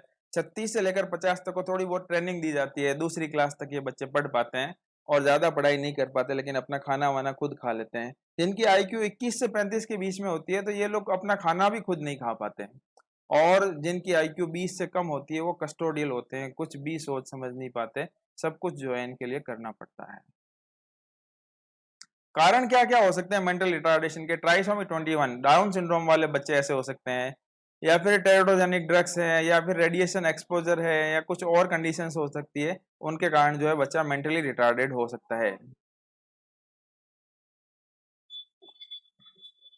तो मेंटल रिटार्डेशन में क्या होता है कि सब एवरेज होता है, सब एवरेज जनरल इंटेलिजेंस, मतलब नॉर्मल बच्चे से इसकी जनरल इंटेलिजेंस कम होगी, डिमिनिश्ड लर्निंग एक्टिविटी होगी, ज्यादा कुछ बातें सीख नहीं पाएगा, कंसंट्रेशन जो है, एकाग्रता वो भी कम होगी, इरिटेबिलिटी होगी, मतलब जो है ज्यादा चिड़चिड़ापन रहेगा, और delay in fine motor and gross motor develop, और बच्चे के डेवलपमेंट में भी डिले होगा, जल्दी से सारी बातें नहीं सीख पाएगा।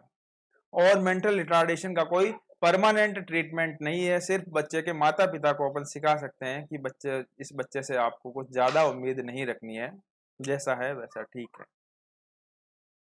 मैनेजमेंट की बात करें तो पेरेंटल टीचिंग और गाइडलाइन, बच्चे के माता पिता को बताते हैं कि भाई इसको किस तरीके से क्या करना है, और यहाँ पर क्या करना है कि बच्चे को मोटिवेट करना होता है, छोटी छोटी बातों पर बच्चे को मोटिवेट करना होता है। छोटी सी सफलता प्राप्त कर ली तो बच्चे को गिफ्ट देना है, उसको इनाम देना है, और इस तरीके से बच्चा मोटिवेटेड रहता है, और मोटिवेटेड रहता है, और इस तरीके से जो बच्चा जीवन में थोड़ा सफल हो पाएगा।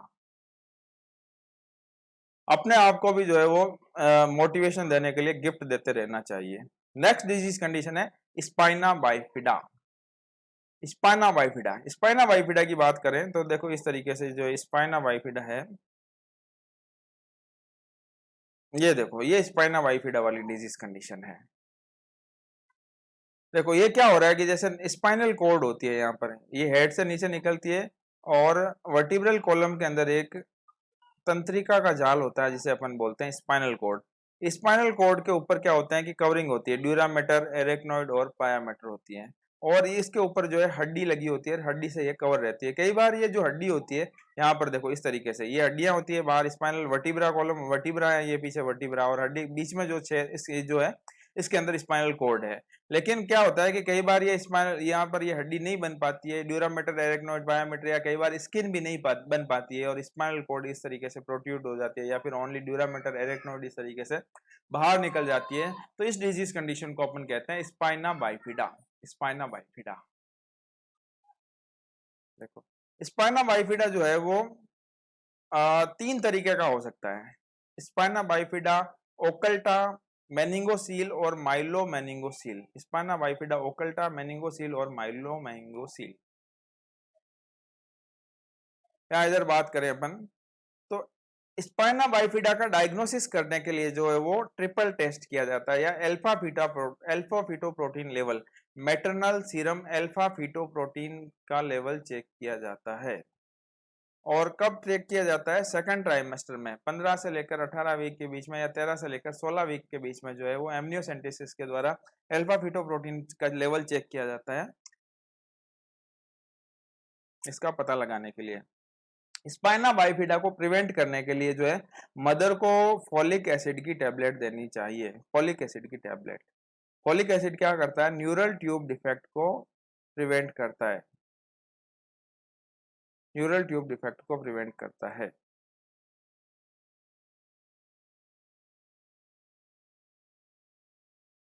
देखो 99% जो केसेज है उनमें क्रोमोसोम की एबनॉर्मलिटी के कारण जो है वो ये स्पाइना बाइफिडा की प्रॉब्लम होती है। जनरली फॉलिक एसिड का अच्छा सोर्स, विटामिन B9 का अच्छा सोर्स होता है ग्रीन लीफी वेजिटेबल्स, ठीक है ना। ग्रीन लीफी वेजिटेबल्स जो है वो ज्यादा देने चाहिए प्रेग्नेंट लेडी को। या अब बात करते हैं स्पाइना बाइफिडा जो है वो दो टाइप्स का होता है। स्पाइना बाइफिडा एक तो होता है ओकल्टा, और दूसरा होता है cystica. Spina bifida occulta, spina bifida occulta में क्या हो रहा है कि जो है स्किन, देखो यहाँ पर स्पाइना बाइफिडा ओकल्टा और सिस्टिका, देखो ये वाला जो है, ये वाला स्पाइना बाइफिडा, ये स्पाइना बाइफिडा ओकल्टा है, ओकल्टा, स्पाइना बाइफिडा ओकल्टा। इसमें क्या होता है कि यहाँ पर ऊपर जो है सिर्फ यहाँ पर हेरी ग्रोथ हो रही है, और यहाँ की जो बोन नहीं बनी है, लेकिन स्पाइनल कॉर्ड जो है वो अपनी जगह पर है, ठीक है। और जबकि स्पाइना बाइफिडा सिस्टिका, ये दोनों क्या है? सिस्टिका है। सिस्टिका दो तरह का होता है, एक तो होता है मेनिंगोसील और दूसरा होता है माइलो मेनिंगोसील। मेनिंगोसील के अंदर क्या हो रहा है कि यहाँ पर ड्यूरामेटर, एरेक्नोइड, पायामीटर वगैरह बाहर निकल जाती है, यहाँ पर प्रोट्रूड हो जाती है, लेकिन स्पाइनल कॉर्ड अभी भी जो है वो अंदर रहती है, बाहर नहीं निकलती है। जबकि माइलो मेनिंगोसील में क्या होता है कि ड्यूरामेटर, एरेक्नोइड तो पायामीटर बाहर निकलता है, ये साथ साथ में पीले कलर वाली ये स्पाइनल कॉर्ड भी जो है बाहर निकल जाती है, और इस कंडीशन को बोलते हैं अपन माइलो मेनिंगोसील, माइलो मेनिंगोसील कहते हैं। तो देखो स्पाइना बाइफिडा ओकल्टा हो गया, और स्पाइना बाइफिडा सिस्टिका हो गया। सिस्टिका में जो है बाहर की ओर ऐसे एक सिस्ट बन जाती है, उसको बोलते हैं स्पाइना बाइफिडा सिस्टिका। सिस्टिका में मेनिंगोसील और माइलो मेनिंगोसील दो तरीका का हो सकता है। मेनिंगोसील में ओनली मेनिंजेस बाहर निकलती है, यूरामेटर, एरेक्नोइड और पायामीटर बाहर निकलती है, जबकि माइलो मेनिंगोसील होता है इसके अंदर protrusion of spinal cord, meninges और स्पाइनल नर्व्स जो हैं वो भी बाहर निकल जाती है। और न्यूरोलॉजिकल कॉम्प्लिकेशंस प्रेजेंट होते हैं किसके अंदर, स्पाइना बाइफिडा माइलोमेनिंगोसील के अंदर। पैरालाइसिस हो सकता है लोअर लिम्ब का। देखो पैरालाइसिस यदि दोनों पाँवों का, देखो मोनोप्लेजिया का मतलब होता है कि एक सिंगल किसी एक्सट्रीमिटी में, एक हाथ में या एक पाँव में यदि पैरालाइसिस हो रहा है तो उसको बोलते हैं मोनोप्लेजिया, PLAGIA बोलते हैं, ठीक है। डाइप्लेजिया का मतलब चार हाथों पाँव में से किसी भी दो एक्सट्रीमिटीज में हो रहा है। पैराप्लेजिया का मतलब होता है दोनों पाँवों के अंदर, लोअर हाफ ऑफ बेबी, दोनों पाँवों के अंदर यदि ऐसा हो रहा है तो इसको बोलते हैं पैराप्लेजिया। हेमीप्लेजिया का मतलब हो रहा है one side of body, body के एक साइड में, एक हाथ और एक पाँव जो है उसमें यदि पैरालिसिस हो रहा है तो उसको बोलते हैं हेमीप्लेजिया। और ट्राइप्लेजिया का मतलब कोई तीन एक्सट्रीमिटीज में हो रहा है। और क्वाड्रीप्लेजिया मतलब चारों हाथों पाँवों का यदि पैरालिसिस हो रहा है तो उसको बोलते हैं क्वाड्रीप्लेजिया। तो स्पाइना बाइफिडा के अंदर नर्सिंग एक्टिविटी क्या है कि इन्फेक्शन से बचाना है और स्किन की इंटेग्रिटी को बनाए रखना है और प्रोट्रूजन को वापस जो है वो अंदर ठीक कर देना है, अंदर भेज देना है। मतलब सर्जरी करके जो है क्या करते हैं कि प्रोट्रूजन को वापस जो है अंदर ठीक कर दिया जाता है जो बाहर निकलता है सिस्टिका के अंदर। अब बात करते हैं कि बेबी विथ स्पाइना बाइफिडा है उसको अपन पोजीशन कौन सी देंगे, तो उसको अपन उल्टा लिटाना है, हमेशा ही प्रोन पोजीशन देनी है स्पाइना बाइफिडा वाले बच्चों को। क्लीनिंग जो है सर्जिक और साइट की क्लीनिंग जो है वो नॉर्मल सलाइन से करना है, क्योंकि साइट को क्या करना है, मॉइस्ट रखना है, गीला रखना है, इसलिए नॉर्मल सलाइन से इसको क्लीनिंग की जाती है। नॉन एडरेंट मॉइस्ट ड्रेसिंग की जाती है। नेक्स्ट डिजीज कंडीशन है cerebral palsy. Cerebral palsy, palsy का मतलब होता है क्या, पैरालाइसिस। पाल्सी का मतलब होता है पैरालाइसिस हो रहा है, पाल्सी का मतलब पैरालाइसिस।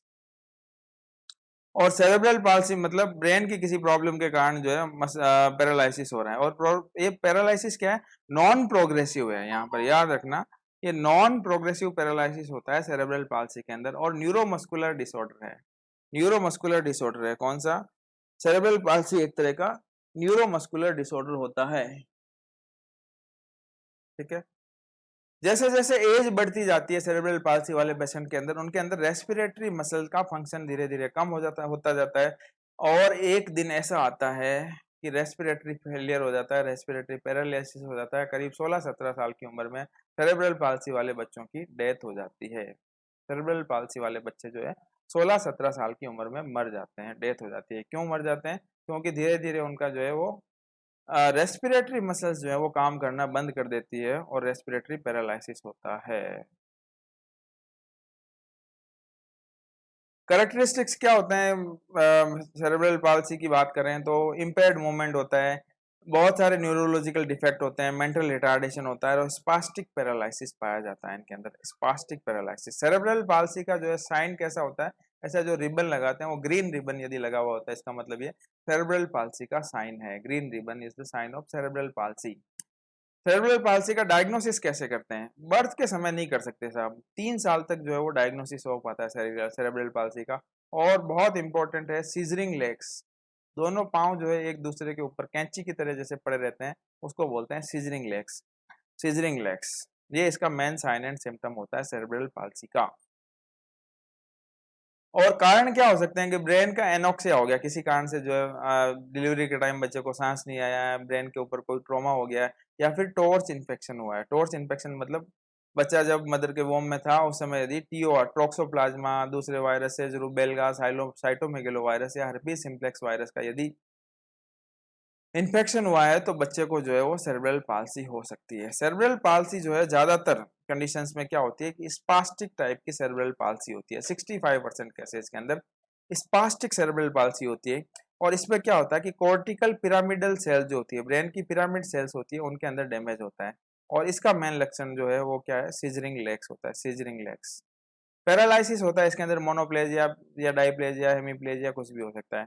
दूसरा टाइप का होता है सेरेब्रल पाल्सी जिसको बोलते हैं डिस्काइनेटिक सेरेब्रल पाल्सी, इसको एथिटोसिस भी बोलते हैं। एथिटोसिस या डिस्काइनेटिक सेरेब्रल पाल्सी, इसके अंदर बेसल गैंग्लिया अफेक्ट होता है, ब्रेन का बेसल गैंग्लिया अफेक्ट होता है, ठीक है।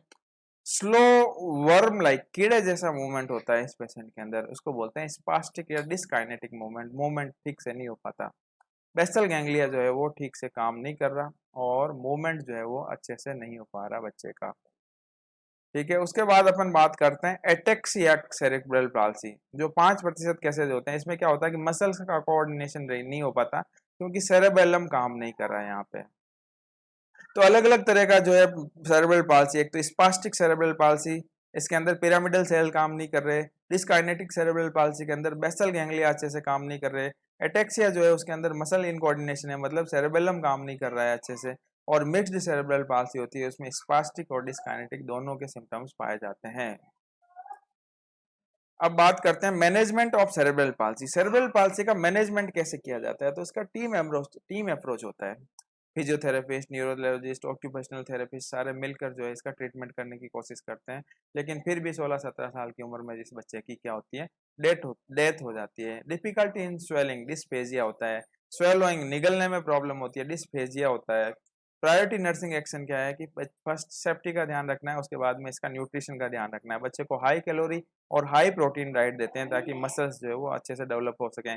फिजियोथेरेपी जो है उसको दी जाती है और मसल रिलैक्सेंट जैसे कि बेक्लोपेन, डायजिपाम वगैरह ये सारे ड्रग्स दिए जाते हैं। तो इस तरीके से जो है ये सेरेब्रल पाल्सी होता है। नेक्स्ट और लास्ट डिजीज कंडीशन जो है उसके बारे में अपन बात कर रहे हैं, ये होता है एपिलेप्सी। ठीक है, एपिलेप्सी के बारे में बात कर रहे हैं। एपिलेप्सी जो है उसको अपन मिर्गी भी बोलते हैं। ठीक है, तो ये एपिलेप्सी की बात करें। एपिलेप्सी में क्या हो रहा है कि डिस्टर्बेंस इन ब्रेन के फंक्शंस के अंदर डिस्टर्बेंस हो रहा है। किसमें? ब्रेन के फंक्शन के अंदर डिस्टर्बेंस हो रहा है एपिलेप्सी के अंदर। इटियोलॉजिकल फैक्टर्स छोड़ो, डिस्टर्बेंस इन ब्रेन फंक्शन, जिससे क्या हो रहा है कि प्रोलॉन्ग्ड डीपोलराइजेशन हो रहा है किसका?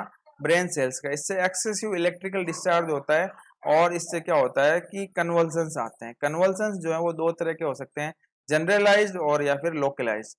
कल अपन ने पढ़ा था कौन सा, प्रेगनेंसी इंड्यूस्ड हाइपरटेंशन के अंदर प्री एक्लेम्पसिया और एक्लेम्पसिया पढ़ा था। तो एक्लेम्पसिया में भी पेशेंट्स को क्या आते हैं? कन्वल्सन्स आते हैं।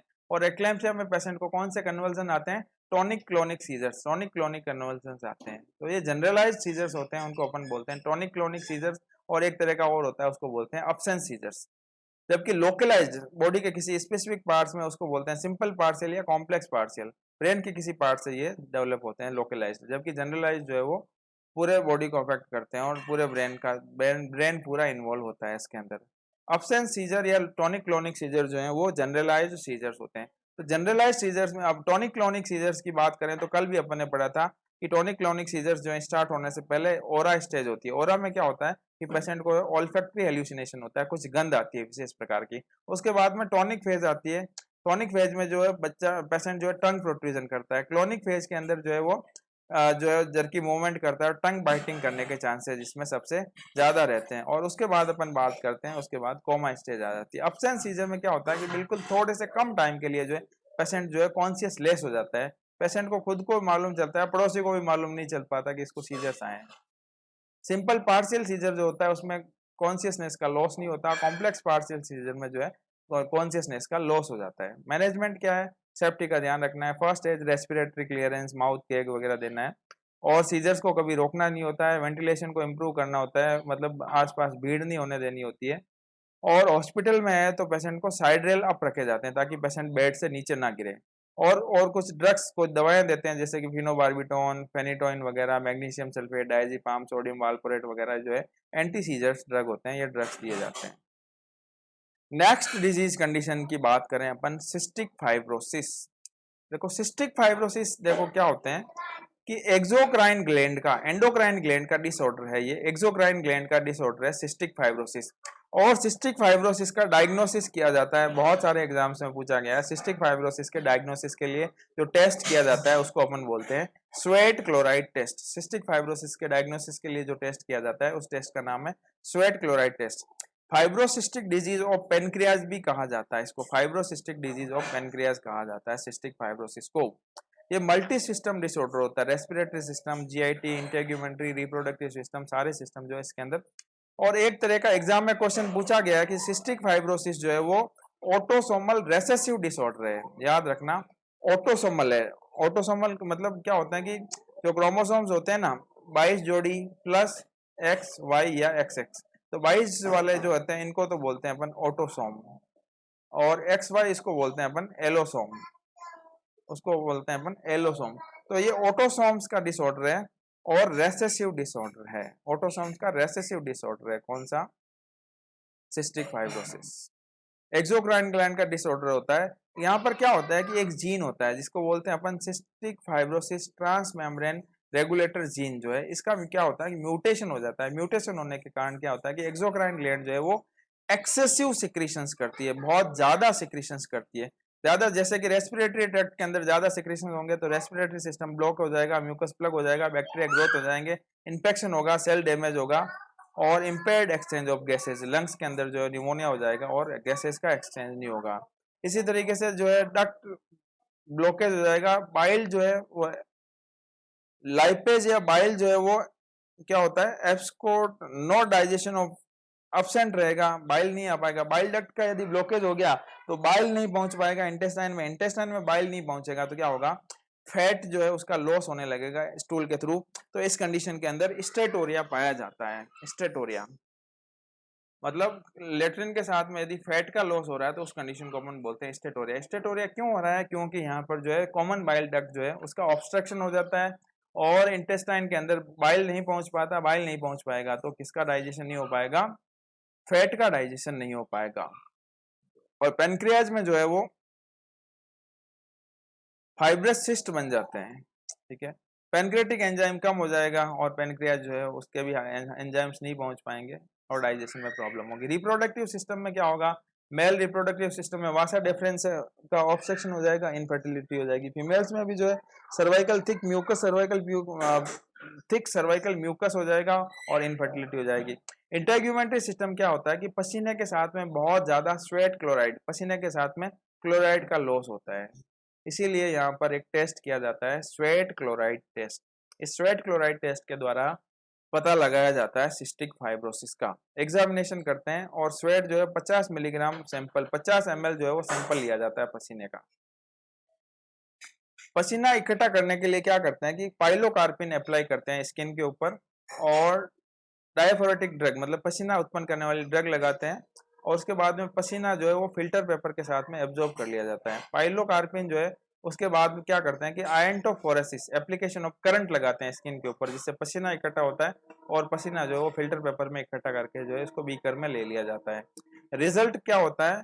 यदि मान लो 40 मिली इक्विवेलेंट पर लीटर से यदि कम है स्वेट क्लोराइड, इसका मतलब ये नॉर्मल है।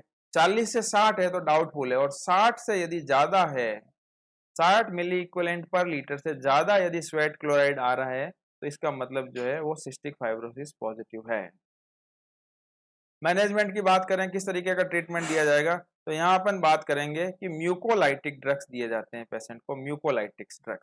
म्यूकोलाइटिक ड्रग दिए जाएंगे जैसे कि ब्रोंकोडायलेटर, कोर्टिकोस्टेरॉइड्स वगैरह। और लंग ट्रांसप्लांट भी किया जा सकता है। लंग्स जो है उनका ट्रांसप्लांट किया जाता है कई बार, क्योंकि जो है फेफड़ों के अंदर न्यूमोनिया हो जाता है, म्यूकस जमा हो जाता है और बच्चा सांस नहीं ले पाता है तो लंग ट्रांसप्लांट भी करना पड़ता है। तो इस तरीके से हमारा जो है पीडियाट्रिक का सफर